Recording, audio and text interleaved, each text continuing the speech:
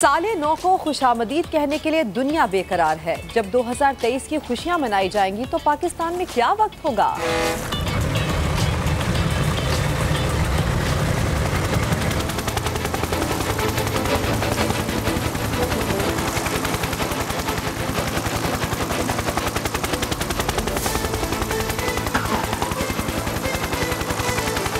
किस मुल्क में किस तरह साले नौ का इस्तकबाल होगा, क्या आप जानना चाहते हैं? तो चलिए हमारे साथ।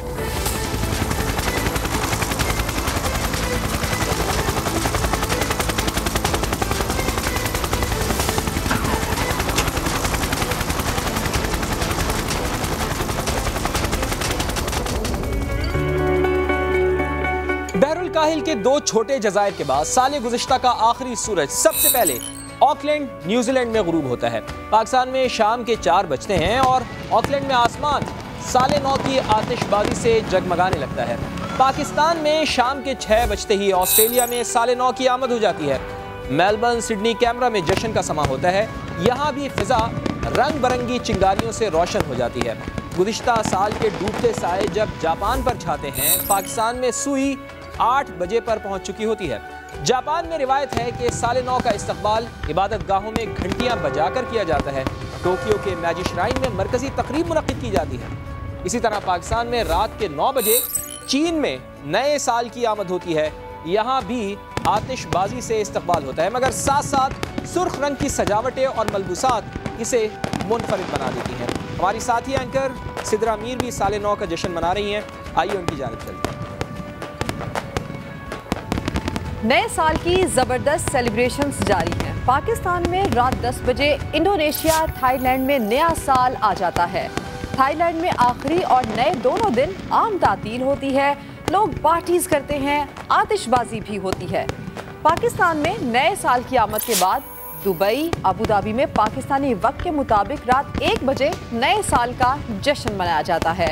बुर्ज खलीफा जगमगाता है, शानदार डिस्प्ले होता है, आतिशबाजी भी की जाती है और बहुत मुनफरिद और शानदार इस्तकबाल किया जाता है। इसी तरह सेलिब्रेशंस का सिलसिला चलता रहता है। पाकिस्तान में 5 बजते ही लंदन और दीगर यूरोपीय मुल्कों में नया साल कदम रखता है। किस तरह से सेलिब्रेट किया जाता है, आइए देखते हैं।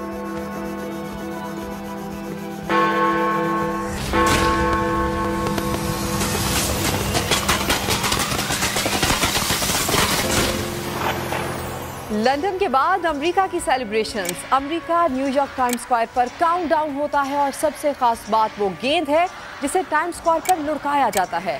11:59 पर गेंद लुढ़कती हुई पूरे 12 बजे रुक जाती है और नए साल का जश्न शुरू हो जाता है।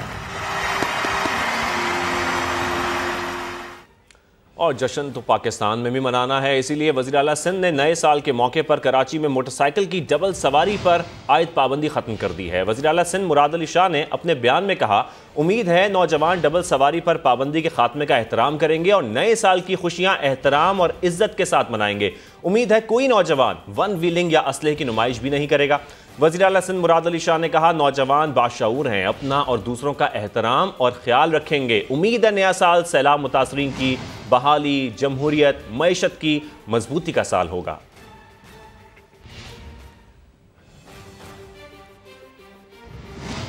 इस्लामाबाद में मोटरसाइकिल की डबल सवारी पर पाबंदी आयद। पाबंदी का इतलाक आज 31 दिसंबर शाम 6 बजे से 1 जनवरी तक रहेगा। डिप्टी कमिश्नर इस्लामाबाद इरफान नवाज मेमन ने शहर में दफ़ा 144 के निफाज का नोटिफिकेशन जारी कर दिया। नोटिफिकेशन के मुताबिक मोटरसाइकिल की डबल सवारी पर पाबंदी की खिलाफ वर्जी करने वालों के खिलाफ दफ़ा 144 के तहत कार्रवाई होगी। आगे बढ़ते हैं। इस्लामाबाद में बल्दियाती इंतखाबात आज 31 दिसंबर को ही करवाने के फैसले के खिलाफ वफाकी हुकूमत और इलेक्शन कमीशन ने इंट्रा कोर्ट अपीलें दायर कर दी हैं। इलेक्शन कमीशन की अपील पर रजिस्ट्रार ऑफिस के एतराज़ात दूर। दोनों अपीलों को डायरी नंबर्स लग गए। केसेस समाअत के लिए मुकर्रर करने के लिए फाइलें रजिस्ट्रार ऑफिस भेज दी गई हैं। वफाकी हुकूमत ने दरख्वास्त में मौक़िफ़ इख्तियार किया कि सिंगल बेंच का फैसला ना तो कानून और ना ही हक़ाइक़ पर पूरा उतरता है। शाम 5 बजे हुक्म दिया गया कि अगले रोज़ इंतखाबात करवाए जाएं। वक्त की कमी के बायस फैसले पर अमल दरामद नामुमकिन था। सिंगल बेंच का फैसला कालेदम करार दिया जाए। इस्लामाबाद हाई कोर्ट के ऐलान के बावजूद इस्लामाबाद में बल्दियाती इंतखाबात के लिए वोटिंग शुरू न हो सकी। इलेक्शन कमीशन और वफाकी हुकूमत ने इंतखाबात के इनेकाद से माजरत कर ली। दूसरी तरफ वोटर्स की बड़ी तादाद मुकर्ररा वक्त पर पोलिंग स्टेशन के बाहर पहुंच गई, लेकिन हक राय दही के इस्तेमाल का मरला ही न आया। तफसीलात देखिए उमर आसिफ की रिपोर्ट में। सुबह के 8 बजे तो इस्लामाबाद के मुख्तलिफ पोलिंग स्टेशंस के बाहर वोटर्स की कतारें लग गई। इस्लामाबाद हाई कोर्ट ने आज ही बल्दियाती इंतखाबात का हुक्म जो दिया था, लेकिन वोट डलवाने वाला अमला न पहुंचा। हम सुबह से यहाँ आके वेट कर रहे हैं इनका, और इन्होंने गलत किया है। अवाम पागल नहीं है, ना हुकूमत कराना चाहती है ना इलेक्शन कमीशन कराना चाहता है। अगर ये लोग रात ही को कर देते तो हम लोग इतने ख्वार तो ना होते ना। मेरी अपील है कि जो हमारा हक है हमें दिया जाए, ताकि हम जो हैं अपने नुमाइंदे जो हैं वो खुद चुन सकें। मीडिया के जरिए अपने शहर में बल्दियाती इंतखाबात की खुशखबरी सुनकर पोलिंग स्टेशन आने वालों को जब पता चला कि यहाँ कोई इलेक्शन नहीं हो रहा तो मायूसी के साथ वापस लौट गए। थोड़ी ही देर में पोलिंग स्टेशन अंदर की तरह बाहर से भी वीरान नजर आने लगे। साथी रिपोर्टर असलम खोकर और कैमरा टीम के साथ उमर आसिफ, समा, इस्लामाबाद। वफाकी वजीर बराए मनसूबाबंदी एहसन इकबाल का कहना है कि लोकल इलेक्शन के हवाले से चैंपियन बनने वाली पीटीआई बताए किसने पंजाब में बल्दियाती इदारों का गला घोंटा, किसने अदालती फैसलों को फुटबॉल बनाकर रौंदा। प्रेस कॉन्फ्रेंस में उनका कहना था कि इमरान खान को तो एनआरओ मिलता है, लेकिन नून लीग को नोटिस जारी होते हैं। गवर्नमेंट के हवाले से बहुत चैंपियन बनी है पीटीआई। मैं सवाल करना चाहता हूं कि पंजाब के अंदर किसने बल्दियाती इदारों का गला घोंटा था? किसने 7 महीने तक सुप्रीम कोर्ट के उस फैसले के साथ फुटबॉल खेला? सुप्रीम कोर्ट के उस फैसले को जूतियों के नीचे, पैरों के नीचे रौंदा। लेकिन मुझे अफसोस से कहना पड़ता है कि हमें तो हल्की सी आ करने पे भी तौहीन अदालत का नोटिस हो जाता है। मेरी अदब से, अदलिया से दरख्वास्त है कि अवाम के अंदर ये तासुर गहरा होता जा रहा है कि इमरान न्याजी को अदालती इस्तिस्ना हासिल है, इमरान न्याजी को अदालत से एनआरओ मिलता है। वफाकी वज़ीर इत्तलात मरियम औरंगज़ेब ने इमरान खान के ट्वीट पर रद्द अमल दिया है। कहती हैं फॉरेन एजेंट को अफसोस है कि मुल्क को दिवालिया करने का इसका हदफ पूरा नहीं हुआ। फॉरेन एजेंट और तोशाखाना चोर इलेक्शन से भाग रहा है। अदम एतमाद के वोट का हक इस्तेमाल करके फॉरेन एजेंट को पार्लियामान से बाहर फेंका गया। उन्होंने सवाल उठाया कि पंजाब और खैबर पख्तूनख्वा में इलेक्शन करवाने का वादा किया गया था, इमरान खान ने वो भी पूरा नहीं किया। 1 करोड़ नौकरियां और 50 लाख घर देने की कमिटमेंट भी पूरी नहीं की गई। अपने दौरे इक़्तिदार में 2 साल तक बल्दियाती इलेक्शन रोके रखे। बलूचिस्तान के अरकान सूबाई असम्बली की पीपल्स पार्टी में शमूलियत के बाद बलूचिस्तान अवामी पार्टी ने वफादारियां तब्दील करने वाले अरकान के खिलाफ कार्रवाई का इंदिया दे दिया। पार्टी के ज़राए के मुताबिक तीनों अरकान असम्बली से उसूलों की बुनियाद पर इस्तीफ़ा मांगा जाएगा। ज़राए का कहना है ज़हूर बुलैदी, सलीम खोसा और आरिफ हसनी पार्टी क़यादत से नाला रहे। अब्दुल कुद्दूस बिजंजो ने बल्दियाती इंतखाबात में शिकस्त पर तीनों अरकान की सरजनिश की। मलिक शाह और उबैदुल्लाह भी बागी हैं, तहम उन्हें अभी तक नई पार्टी नहीं मिल सकी। और महकमा इंसदाद दहशतगर्दी ने दहशतगर्द नेटवर्क के खिलाफ क्रैकडाउन करते हुए 3 असला से 5 दहशतगर्द गिरफ्तार कर लिए हैं। मुलजिमान हसास शहरों में दहशतगर्दी की मनसूबाबंदी मुकम्मल कर चुके थे। दहशतगर्दों से बारूदी मवाद, खुदकुश जैकेट्स बनाने का सामान, ममनुआ लिटरेचर और असलहा बरामद किया गया। CTD हुकाम के मुताबिक कार्रवाइयाँ मुल्तान, DG खान और शेखुपुरा में की गईं।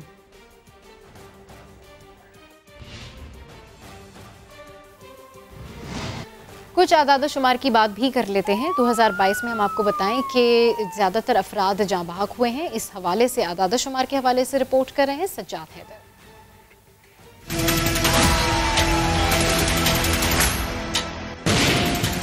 खैबर पख्तूनख्वा दहशत गर्दों के निशाने पर, अमन व अमान की बिगड़ती सूरत हाल। सूबे में गुज़िश्ता साल 3 जबकि रवा साल पिशावर, मस्जिद, कूचा, रिसलदार समेत शुमाली और जनूबी वजीरिस्तान में 4 खुदकुश हमले हुए। पुलिस ने 16 खुदकुश जैकेट्स को नकारा बनाते हुए 196 दहशत गर्दों को हलाक जबकि 806 को गिरफ्तार किया। ये जो थ्रेट का इतना बड़ा क्वांटम है, बहुत बड़ा क्वांटम है। 2609 थ्रेट अलर्ट्स आए हैं इस साल, 2609। इसमें से 93% जो हैं हमारे वो जनरल थ्रेट्स हैं और बाकी जो 6% हैं वो स्पेसिफिक थ्रेट्स हैं। रवां साल खैबर पख्तूनख्वा का दूसरा बड़ा मसला रहा भत्ताखोरी। गुज़िश्ता साल भत्ताखोरी के 44 मुकदमात थे, जबकि 2022 में केसेस की तादाद बढ़कर 81 हो गई। एक्सटॉर्शन का ओरिजिन जो है प्राइमरीली जो है दैट्स इन आवर नेबरहुड। इतनी शिकायत आई हैं, उसमें 98 से 99% जो हमारे पास नंबर्स आए हैं जो पब्लिक के थ्रू आते हैं, जो कंप्लेंट करते हैं, वो हमारे पास आए हैं नेबरहुड से। उसमें जो है वो हमारी जो बेसिक लिमिटेशन है वो है ज्योग्राफिक और टेक्निकल। रवा साल पुलिस भी रही दहशत गर्दों के निशाने पर। पुलिस हमलों में जांबाज एहलकारों की तादाद 71 से बढ़कर 120 हो गई। एडिशनल IG ऑपरेशंस ने शुमाली व जनूबी वजीरिस्तान, लकी मरवत और बन्नू को हसास इलाका करार दे दिया। कैमरामैन ज़कोल्ला के साथ सज्जाद हैदर, समा, पेशावर। कराची में 15 दिसंबर को NED यूनिवर्सिटी के तालिब इल्म बिलाल के कत्ल में मुलव्वस मरकजी मुलजिम जुम्मा खान उर्फ लाली पुलिस मुकाबले में मारा गया। बिलाल के कत्ल में मुलव्वस एक मुलजिम पहले ही गिरफ्तार हो चुका है। मजीद बता रहे हैं जीशान मुगल अपनी इस रिपोर्ट में। 15 दिसंबर को NED यूनिवर्सिटी के तालिब इल्म बिलाल के कत्ल में मुलव्वस मरकजी मुलजिम जुम्मा खान मारा गया। SSP अब्दुल रहीम शिराजी के मुताबिक वफाकी उर्दू यूनिवर्सिटी के करीब 2 डाकू शहरी से लूटमार कर रहे थे कि पुलिस मौके पर पहुंच गई। फायरिंग के तबादले के बाद एक मुलजिम हलाक जबकि दूसरा फरार हो गया। पुलिस ने दावा किया कि हलाक डाकू की शनाख्त जुम्मा खान उर्फ लाली के नाम से हुई, जो NED यूनिवर्सिटी के तालिब इल्म बिलाल के कत्ल में मुलव्वस है। SSP के मुताबिक मुलजिम जुम्मा खान जमाली गोट का रिहायशी था। उसके कब्जे से 30 बोर का एक पिस्तौल मिला है। NED यूनिवर्सिटी के तालिब इल्म बिलाल को लूट मार के दौरान कत्ल करने वाला एक मुलजिम निजामुद्दीन 16 दिसंबर को जख्मी हालत में गिरफ्तार किया जा चुका है। लवाहिकीन की जानिब से मुकदमा दर्ज न कराने के बायस नौजवान बिलाल के कत्ल का मुकदमा सरकारी मुद्दत में 15 दिसंबर को दर्ज किया गया था। मोबाइल फोन छीनने के दौरान नौजवान बिलाल के कत्ल के खिलाफ NED यूनिवर्सिटी के तालिब इल्मों ने रोड ब्लॉक करके एहतजाज भी किया था। कैमरामैन M रिजवान के साथ जीशान मुगल, समा, कराची। हुकूमत स्ट्रीट क्राइम्स पर तनहा काबू नहीं पा सकती, मिलकर काम करना होगा। सजा हुकूमत नहीं दे सकती। सिंध हुकूमत के तर्जुमान मुर्तज़ा वहाब कहते हैं सफाक कातिलों को जमानत पर रिहाई मिल जाती है। निजामुद्दीन को जमानत पर रिहा ना किया जाता तो शायद बिलाल हमारे साथ होता।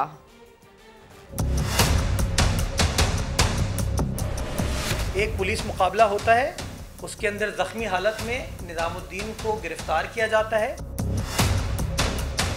2 FIR काटी जाती हैं, तफ्तीश स्टार्ट होती है और 8 अक्टूबर से लेके 15 अक्टूबर तक निजामुद्दीन को अदालत से रिहा कर दिया जाता है 50,000 रुपये श्योरिटी लेकर। जो दूसरी FIR थी वो 14 अक्टूबर को पहली बार लगी और 15 अक्टूबर को उसमें भी बेल दी गई। वही निजामुद्दीन 15 दिसंबर यूनिवर्सिटी के तालिब इल्म को लूटता भी है। हमारा बच्चा, हमारा भाई जाँ भाग हो जाता। अगर निजामुद्दीन उस तरीके से ना छोड़ा गया होता तो शायद आज बिलाल हमने मौजूद होता। आगा सिराज दुरानी इस असेंबली के स्पीकर हैं, 2 साल हो गए उनकी बेल नहीं हुई है अभी। ये लोग जो कि जान लेने के काम में मुलव्वस हैं, इनको 7 रोज़ में छोड़ दिया जाता है। हम अकेले इस चीज़ को नहीं निमट सकते। जितनी अच्छी पुलिस कार्रवाई कर ले, रेंजर्स कार्रवाई कर ले, ना आखिर में उनको सज़ा हुकूमत नहीं दे सकती है। Welcome back. अभी आपको खबर दें, कौमी सलामती कमेटी का अहम इजलास मईशत को सुधारने के मिशन पर तवील मुशावरत की गई। वज़ीर ख़जाना इसाक डार ने पाकिस्तान के दिवालिया होने के खदशात को रद्द कर दिया। चंद हफ्तों में मुआशी हालत बेहतर होने का यकीन दिलाया। इसके अलावा सोशल मीडिया पर मईशत से मुतालिक मुनाज़िम मुहिम चलाने वालों के खिलाफ एक्शन लेने की सिफारिश भी की गई। बात करेंगे, उस्मान खान हमारे साथ मौजूद हैं। उस्मान, अपडेट कीजिए।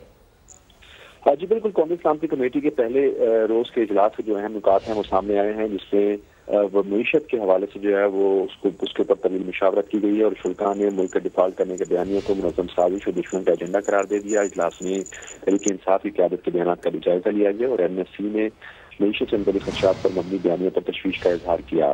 ज़राए का ये कहना है कि तहरीक इंसाफ और इमरान खान के जो नजरियात और ख्यालात हैं उस हवाले से इस्लामी कमेटी के जो अरकान हैं उनकी जानिब से सख्त मौक़िफ़ सामने आया और गैर मुल्की जुम्मे का हिस्सा बनने वालों के खिलाफ सख्त कार्रवाई की तजवीज़ की गई है। सोशल मीडिया पर मईशत से मुताल्लिक़ मुनज़्ज़म मुहिम का हिस्सा बनने वालों पर भी हाथ डालने की सिफारिश की गई है और कौमी इस्लामी कमेटी पीर के रोज़ मुल्की मईशत और सलामती से मुताल्लिक़ वाज़ेह गाइडलाइन की मंजूरी देगी।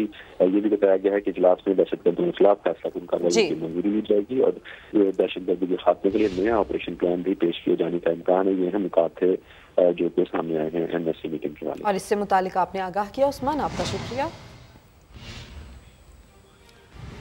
लाहौर में रवा बरस आलूदा माहौल के बायस बेशतर बीमारियों ने शहरियों को घेरे में रखा। अस्पतालों और मेडिकल स्टोर्स पर जान बचाने वाली अद्वियात भी न मिल सकी। लाहौर से दानियाल उमर रिपोर्ट कर रहे हैं। बड़े शहर के बड़े मसाइल। 1.5 करोड़ से ज्यादा आबादी के शहर लाहौर में माहौलियाती आलूदगी के बायस शहरी बीमारियों का शिकार रहे। 2022 में 8,80,000 से ज्यादा अफराद सांस की तकलीफ में मुब्तला हुए। महकमा सेहत के मुताबिक जनवरी, फरवरी, अक्टूबर, नवंबर और दिसंबर में सांस की तकलीफ के ज्यादा मरीज रिपोर्ट हुए। जल्दी अमराज में मुब्तला 3.5 लाख से ज्यादा अफराद ने अस्पतालों का रुख किया। 3 लाख से ज्यादा अफराद डायरिया का शिकार होकर सरकारी अस्पतालों में पहुँचे। मैदे के अल्सर के 1,70,000 मरीज रिपोर्ट हुए। एदादो-शुमार के मुताबिक 2022 में 1 लाख के करीब अफराद को नमूनिया की तकलीफ हुई। लाहौर में 8,000 अफराद को डेंगू बुखार ने अपनी लपेट में लिया। लाहौर के अस्पतालों और मेडिकल स्टोर्स के लिए 2022 अद्वियात की किल्लत का साल रहा। ज़ियाबीतस, बुखार और सरदर्द, डिप्रेशन, टीबी समेत मुख्तलिफ बीमारियों की अद्वियात नापैद रहीं। दानियाल उमर, समा, लाहौर। कमोबेश 3 करोड़ की आबादी वाला शहर कराची सड़कों का जाल 10,000 किलोमीटर पर फैला हुआ है, जहां यौमिया 50 लाख से ज्यादा अफराद सफर करते हैं, मगर पब्लिक ट्रांसपोर्ट में बसेस और कोचेस की तादाद महज 6,000 है और साल 2021 तक ये तमाम बसेस प्राइवेट सेक्टर चला रहा था। इस साल मुल्क के सबसे बड़े शहर में पब्लिक ट्रांसपोर्ट की मजमूई क्या सूरत हाल रही, इस रिपोर्ट में जानते हैं।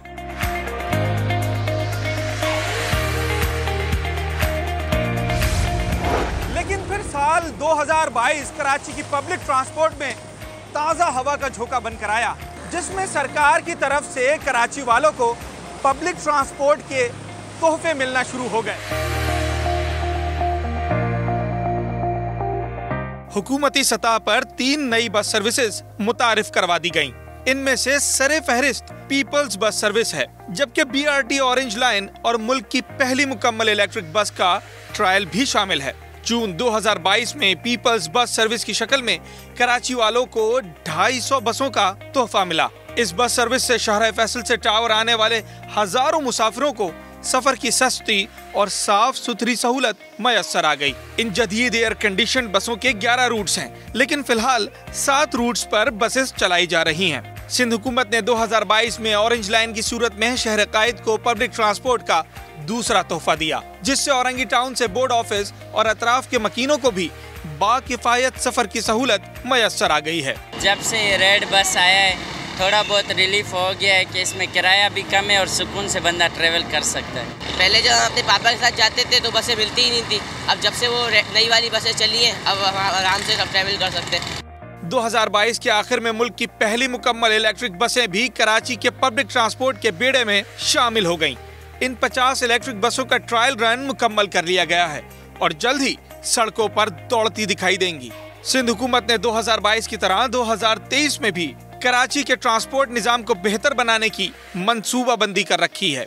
रेड लाइन हमारी है, वो भी एक कॉरिडोर है अपना, उसका तकरीबन $500 मिलियन का एक कॉरिडोर है जिसमें तकरीबन 250 बसें आएंगी। और उसके अलावा हमारी येलो लाइन है, उसके बाद ब्लू लाइन है, उसके बाद ब्राउन लाइन है, ब्लैक लाइन है, एक्वा लाइन है। सारी उन्होंने एक जो जायका की स्टडी के हिसाब से वो सारे हमारे होने हैं। पाकिस्तान के मुआशी हब और सबसे बड़े शहर में शुरू की जाने वाली ये बस सर्विसेज अगरचे आटे में नमक के बराबर हैं, लेकिन सालों से अच्छी बस सर्विस से महरूम शहरियों के लिए ये भी किसी नेमत से कम नहीं है।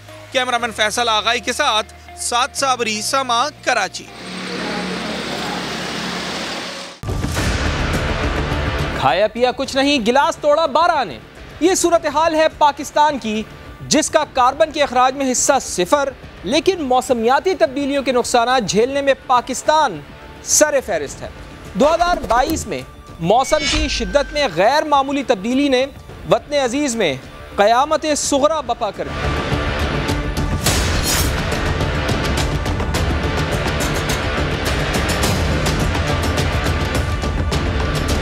फरवरी में सर्द मौसम खत्म हुआ और मार्च का आगाज मौसम बहार की बजाय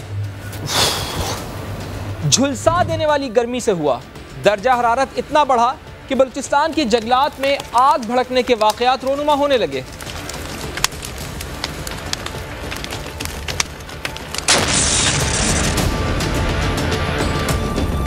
झुलसा देने वाली गर्मी के बाद मॉनसून आया, बारिशों का सिस्टम साथ लाया। बादल बरसे और इतने बरसे, गैर मामूली बारिशों ने क़यामत ही ढा दी। मुल्क में मामूल से 10-20 नहीं 192% ज़्यादा पानी बरसा। सिंध से बलूचिस्तान और खैबर पख्तूनख्वा तक मुल्क का 1/3 हिस्सा सैलाब में डूब गया।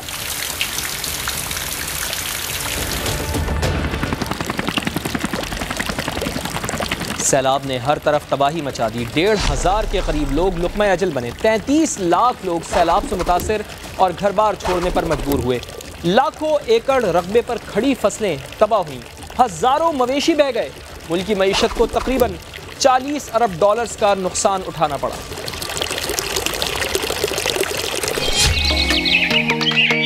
ये मौसमियाती तब्दीलियों का ही असर था कि अमूमन भीगा भीगा गुजरने वाला दिसंबर इस साल खुश सर्दी के साथ गुजर गया।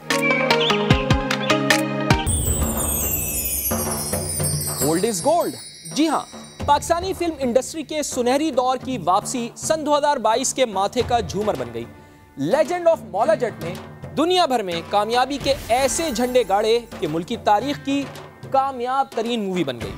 200 करोड़ रुपए से भी जायद का बिजनेस किया।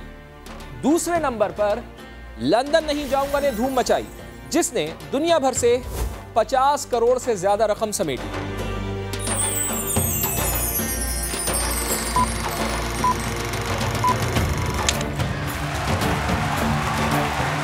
टॉप 3 में कायद-ए-आज़म जिंदाबाद का डंका भी खूब बजा। इस फिल्म ने 17 करोड़ रुपए के लगभग बिजनेस किया। अदाकार शान की नई एक्शन फिल्म ज़रार का जोर भी खूब चला। कोरोना पाबंदियों के बाइस ताखीर से रिलीज की जाने वाली फिल्म अब तक 14 करोड़ रुपए की आमदनी हासिल कर चुकी है। और सबसे आखिर में फिल्म घबराना नहीं है। ईद पर रिलीज होने वाली फिल्म तकरीबन 9.25 करोड़ रुपए की ईदी कमा चुकी है।